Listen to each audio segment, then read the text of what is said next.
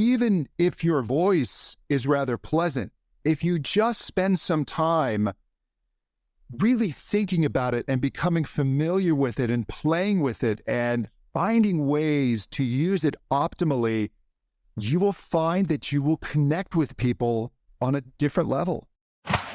James Schramko here. Welcome back to my podcast. This is episode 995.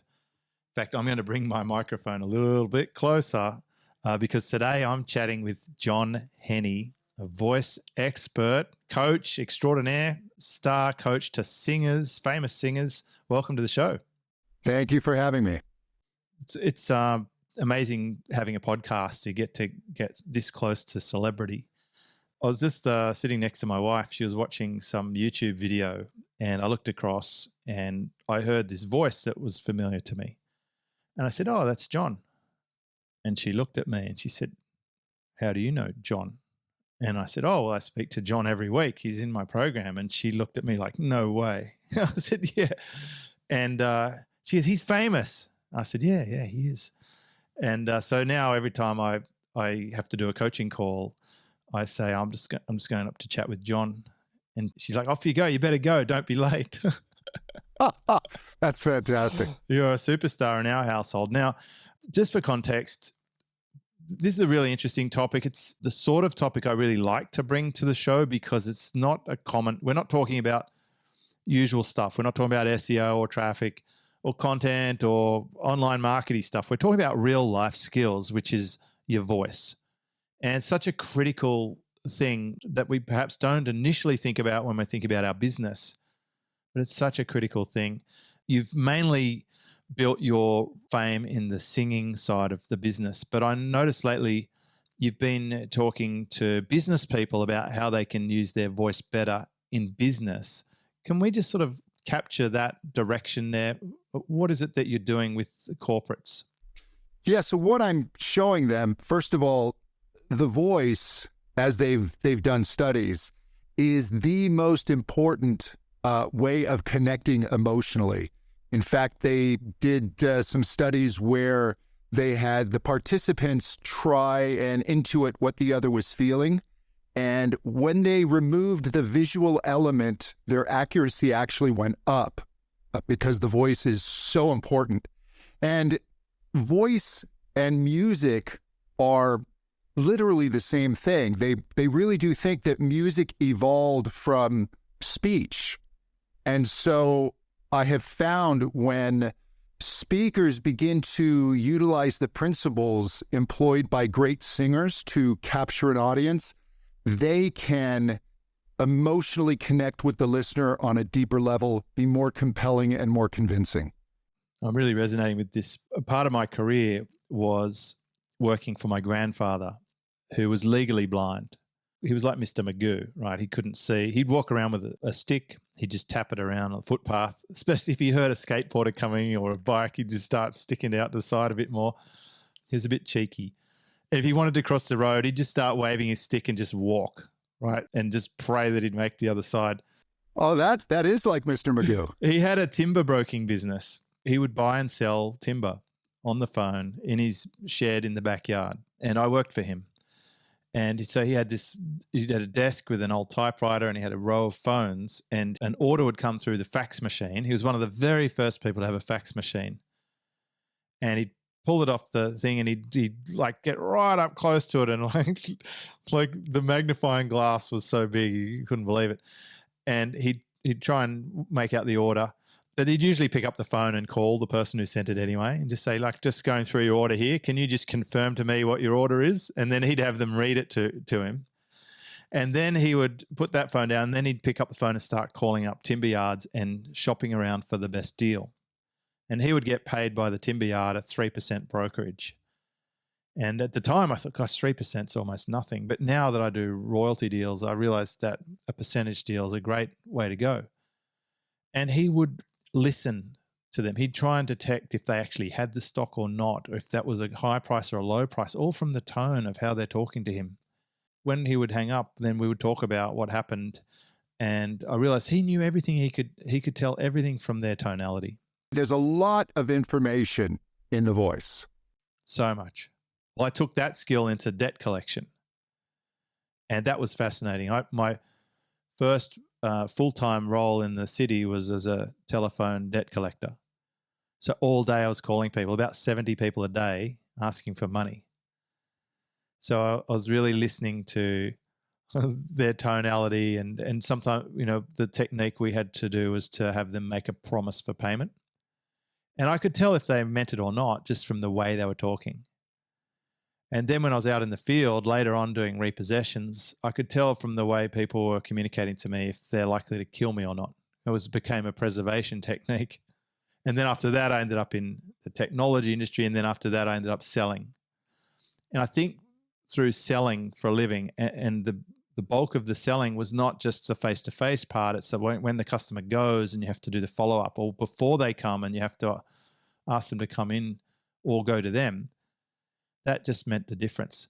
I think it's fair to say that in my life, being good at detecting tone and being a good listener has been super useful. And then as a business person, working on that voice, I started making audio recordings for information products, and then I started podcasting, as you know. This is episode 995. So I've put a bunch of podcasts out there. That doesn't even include the number of the 4 other podcasts I did with Timbo Reid and Ezra Firestone and Taki Moore and Joel Osborne, and all the guest spots. Initially, when I did those first podcasts, there was this guy. I was in Las Vegas, and he sat next to me and he said, your voice is so boring. You're just monotonal, and it's a real turn off, but at least the information's good. So I want to know if you're getting feedback that you don't have an entertaining voice, or if, like most of us, you think your own voice is awful, can it be recovered? Yeah, it absolutely can be recovered. There are optimal ways to use your voice, and unless there's some physical damage or neurological issues with the voice, it absolutely can be improved. Usually, if someone is finding your voice boring, it is because, again, it's not utilizing music. There's no music in the voice, and music will have variety of pitch. It will have variety of phrasing and intensity and tone. And I'll often encourage leaders and corporate types to pretend they're in the world's worst musical and have them just sing some phrases. And it doesn't matter if it sounds good. I want them to actually start to feel that flow and that melody. And then from that song, we begin to speak, and suddenly the voice begins to transform, and it begins, that flow stops people from, and it just keeps that flow going. And your voice, I know we've talked about this before, but what I really like about your voice is it's really on brand. Your voice doesn't have that shrill over intensity. It really transmits this sense of honesty. And when I listen to you, I get this sense of, I can trust this guy. He's not going to sell me things I don't need. You're not trying to overhype or over emotionalize. That's one of the mistakes I think people make is, oh, my voice is boring. So then they just start going over the top, or they start to be a non-authentic version of themselves. And we don't want that either. That's really interesting feedback, and I appreciate it. And definitely, I'll never sell you something if I don't believe in it or I don't think it's good for you. There were a few things on my journey. I know it seems self-indulgent to talk about this. However, when I came online, in fact, in my last role, I sort of did that crossover of being a general manager and having an online business. It was all business for me at the time. It was like machine-like, very logical, pragmatic, and direct. And I think in my earlier communications, I just came across as straight information because I rejected the hype and the screaming red headlines and all the artists who you could never contact that were online back when I started online in 2006, 2007. And I just wanted to cut to the chase. But I didn't realize that people want the story, they want the narrative, and they want a little bit of color in their join the dot book. So I had to build that in later. And it wasn't that it was unnatural. It's just that I had to understand my audience better and then draw on some of the other things. I remember when I did a speaking course, the instructor said that it's better to go too hard and then pull it back a bit than to try and lift up from a dead base. Do you agree with that? Is it good or bad advice? No, I believe that's good advice. And as a matter of fact, what you want to do is initially play with exaggerations, overdo it at first, maybe not in front of an important meeting, but just with yourself. Just ask ChatGPT to give you a sales call speech and just read through it and really overdo these elements. As again, sing it out loud. And then the other important element that I really stress is that you start to find emotional intentions. And these are these actable verbs where you just say, I want to. And if the word is just inspire, then you allow that to inform how you're using your voice. If it's, I want to teach, I want to comfort, and you can take the same piece of text, singers do this, actors do this, and they'll play with different intentions and just discover what that does to their voice. And so I think it's really good to play with your voice, really get in touch with your voice. We take it for granted. We don't think about it, and it really is the most important connector we have to other human beings. I think even more so in a world where we're often in our own home, connecting with people over digital modalities. One thing I like about our group calls, which we do each week, and I'm so fortunate that you're a part of, is we have a connection of emotions. And you can actually hear when people are excited about a win they're having or when they're frustrated about something that keeps blocking them. Well, when I work on that and a solution is arrived at, you can feel the relief. Like you can detect it. It comes through in the voice. And this is what I've often noticed with salespeople. When you get a desperate salesperson or one with poor technique, the customer can smell it and feel it. It's like they can detect desperation. And I imagine the voice is giving it away. Absolutely. And when they don't have the best of intentions, if they don't really believe what they're saying, if the voice, even if they're going through the mechanics of playing with pitch and intensity, if it's not infused with honest emotion and an intention to connect with the listener, it's going to fall flat. Just like when people, for public speaking, they think, okay, I'm going to practice my power stance and my hand moves, and you're dressing up something that's not quite there.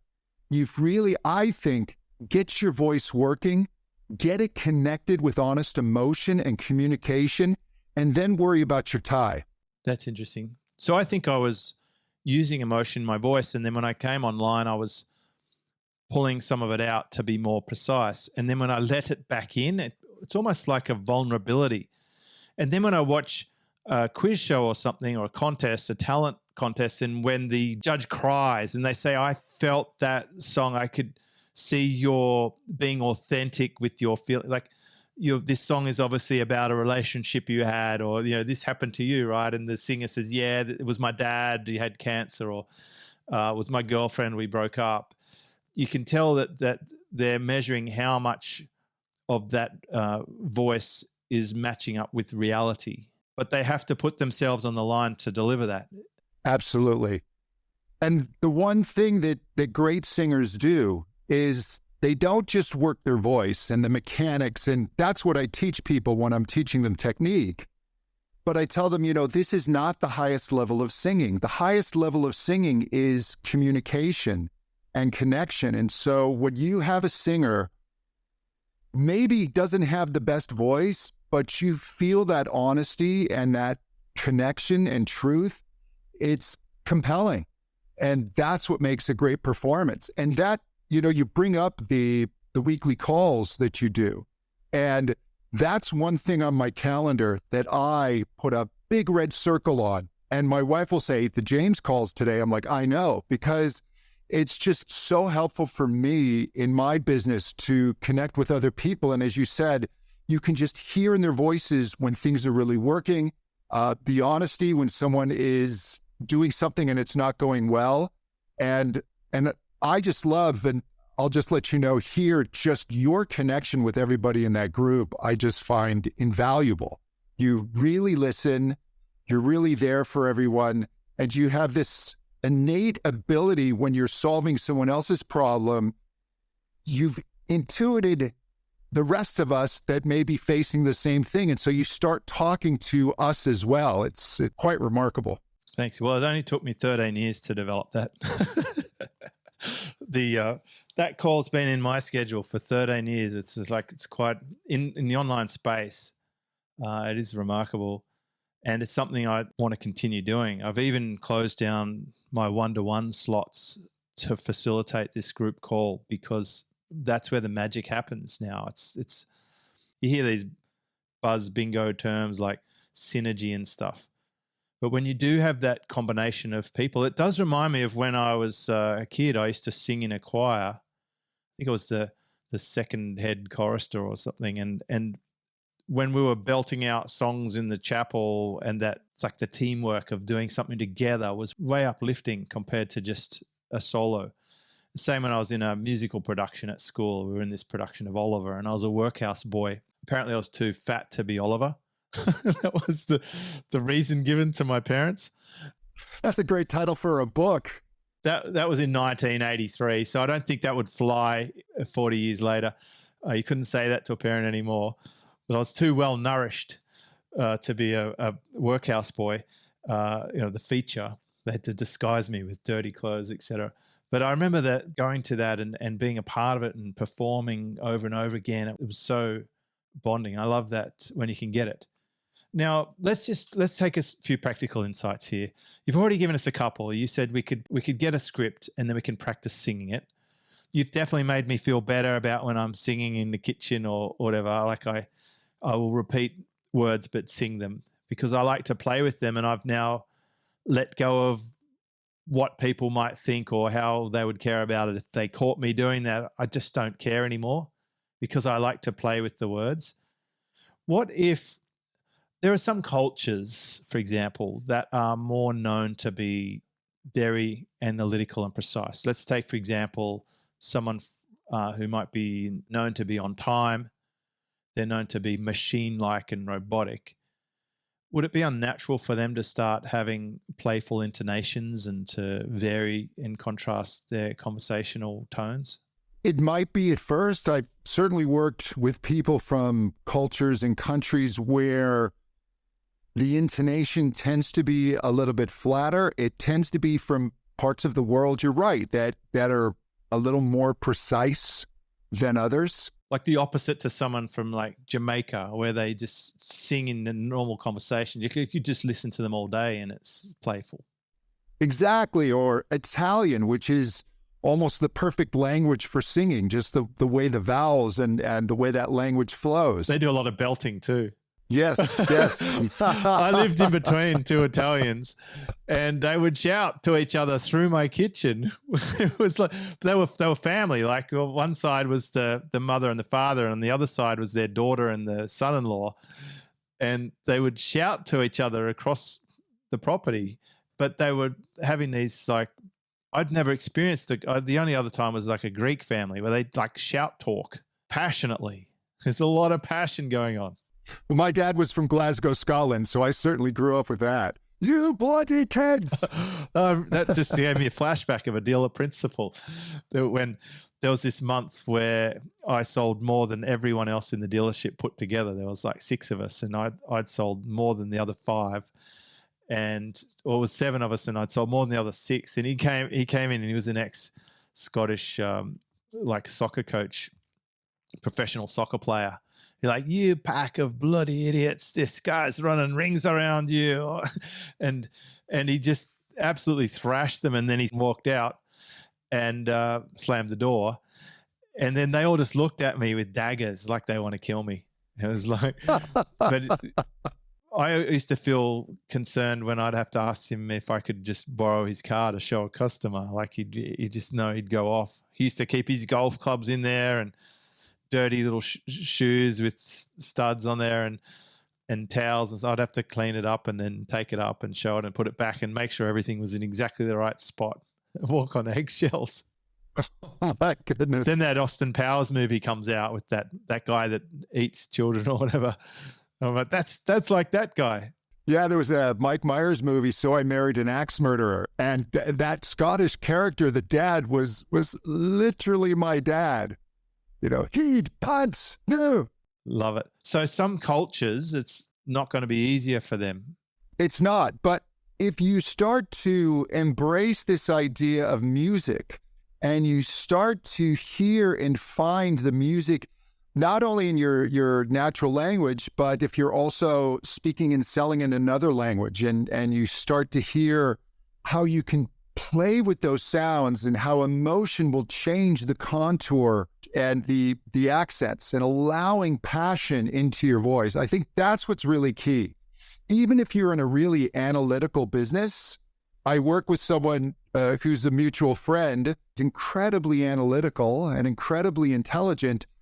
But when it comes to his voice, sometimes that starts to flatten out his speech patterns. And so I encourage him, no, let's get some music in this, because you still have to engage people and compel people. Even if you're talking about something that's dry, you can use these musical principles to keep reawakening and engaging the listener's interest. And as a salesperson, I would say we could be focused a lot on the products and features, which if you're doing that technique of infusing the emotion of the words, they're not very emotional things, buttons and levers.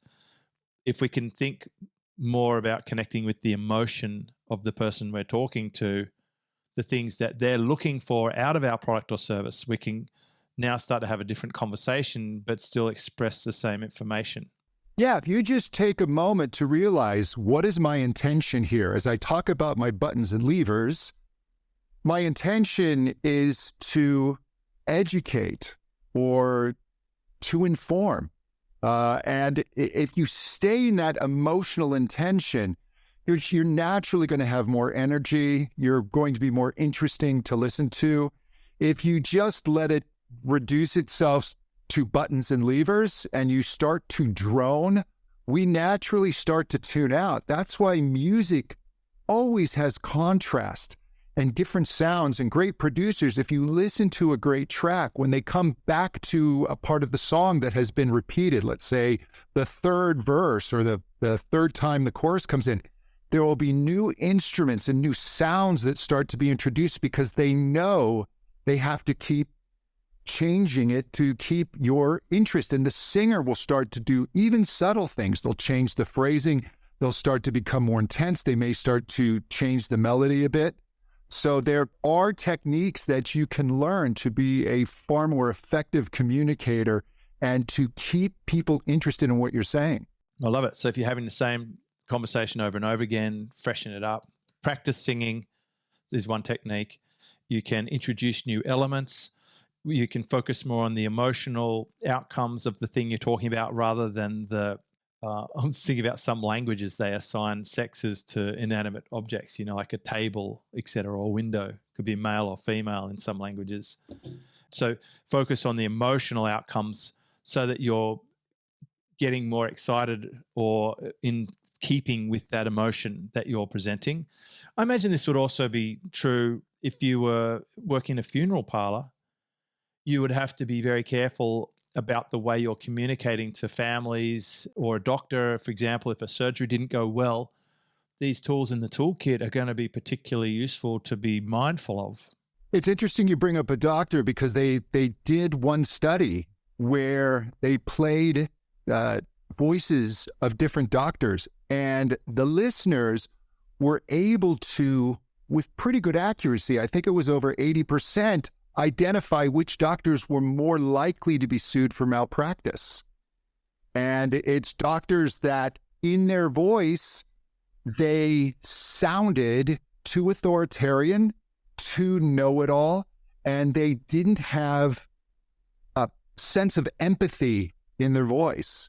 And also with funeral directors, it's interesting because we have major in music, which tends to sound happier, and minor, which tends to sound sadder. And the intervals in minor, the minor third, is not as wide an interval as the major happy third. And they believe that this came also from speech, and that when we are in a sadder, more somber state, that our inflections in our voice will be less. You might soften the tone slightly, and just really start to impart that sense of empathy. You may pull back on your tempo. And again, this all comes from music. These devices, once you learn them and find the music in your voice, it's incredibly powerful. So what can we do? We can pull up a script and practice singing it. We can start using more emotion. What do you actually teach business people when you're starting out? Do you have a process? Yeah. So what I do is, first I will come at the voice from a technical aspect, where I make sure that that their breath is really helping the voice, so that they're not kind of here and always running out of air, that they're getting good, healthy phonation, which is the buzzing of the voice. And most importantly, and I can share with the listeners, is finding your optimal speaking pitch. That's incredibly important. And you can find that usually by just agreeing with something, and feel that second inflection, and pay attention where it feels most buzzy. I'll very often just put my hand around my mouth and nose so I can isolate that. Hey, there it is. And then when I find that buzzy place, I say something enthusiastic. Yes, that's right.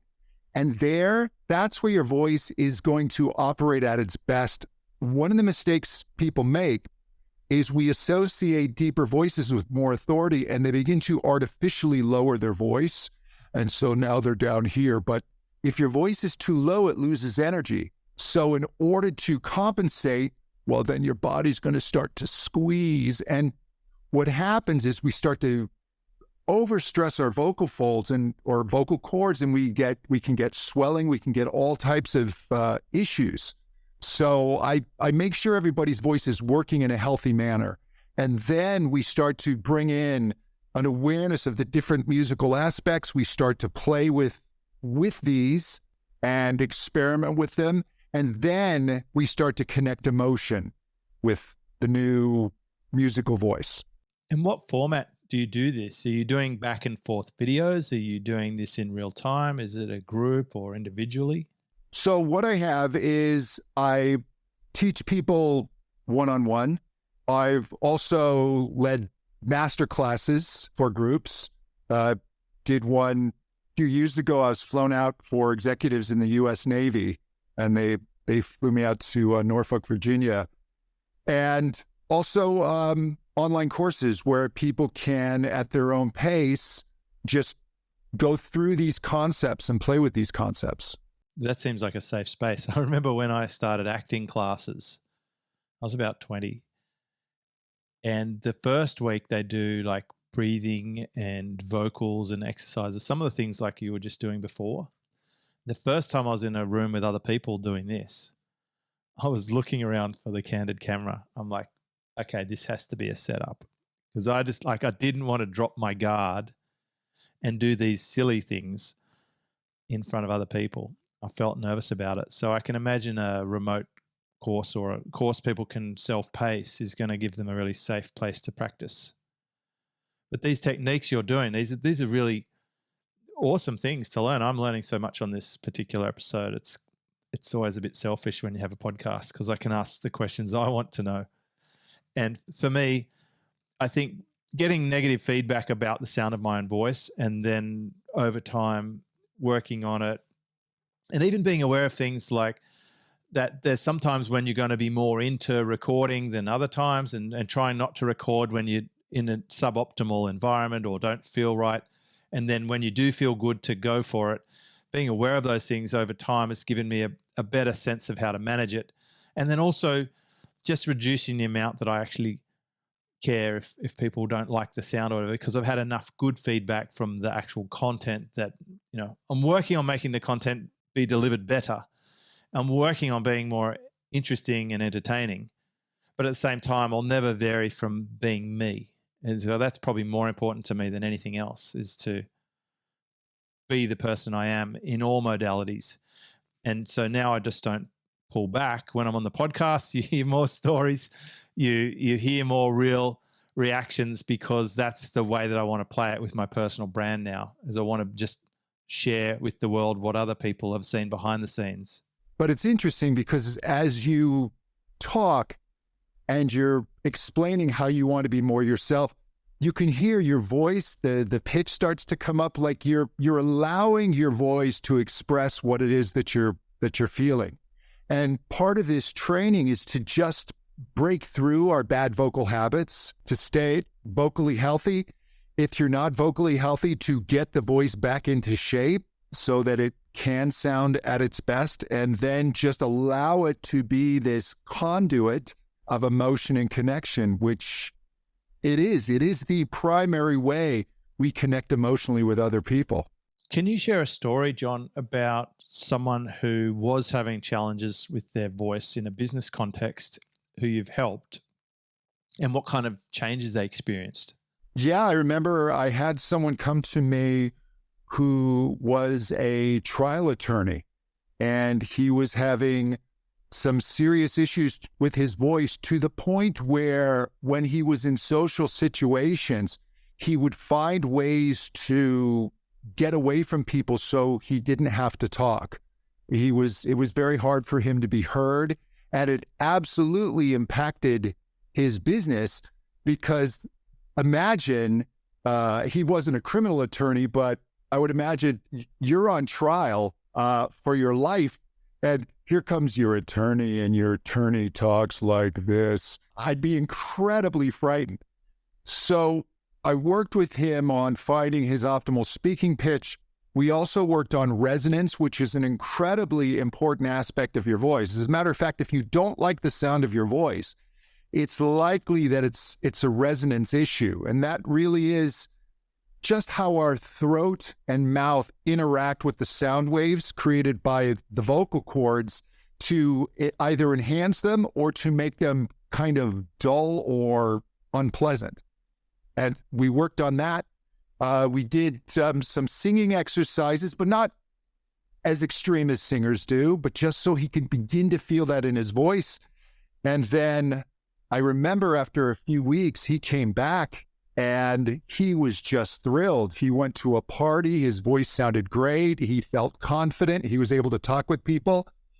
And I remember when he was writing me a check for my fee, he said, I believe that people should be paid what they're worth. And he threw on a bonus that I think was close to 10 times my hourly rate as a thank you. What a great outcome. It was fantastic.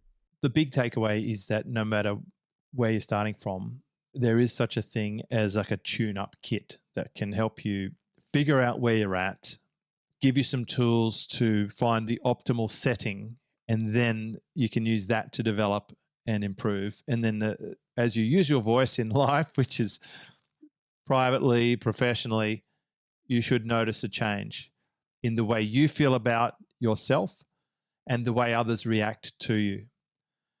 Now, I'm thinking of a metaphor around this, and I've come up with one.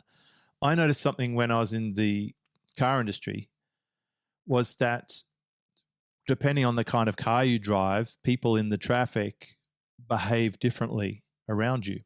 When I was driving really expensive Mercedes-Benz, like some of them cost $427,000 in Australia, people would leave a wide space around you.